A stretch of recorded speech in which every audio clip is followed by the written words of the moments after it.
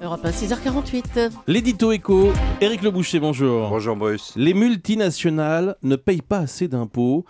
C'est l'OCDE, organisation très libérale des pays développés, qui le dit. Oui, l'OCDE, qui regroupe les 34 pays les plus riches, a publié hier un rapport sur les impôts des grandes nouvelles firmes internationales comme Amazon, Google, Starbucks. Le constat est très simple, ces géants n'en paient pratiquement pas 3 à 5% de leurs revenus, qu'entre les autres firmes, en particulier les PME, paient en moyenne 30%. Alors comment font-elles pour ne payer que 3 à 5% d'impôts ? Rien d'illégal, mais elles utilisent les failles, elles regardent les différences de fiscalité entre les pays et répartissent leurs activités en fonction des niveaux d'impôts. Elles s'arrangent dans les facturations entre leurs différentes filiales pour charger les pays accommodants.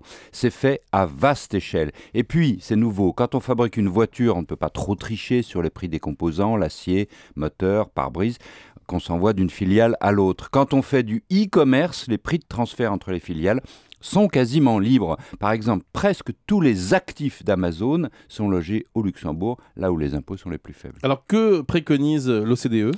D'abord, elle constate que les gouvernements partagent son point de vue. Quand tout le monde doit faire des efforts à cause de l'austérité, des dettes, il est inadmissible que certains y échappent.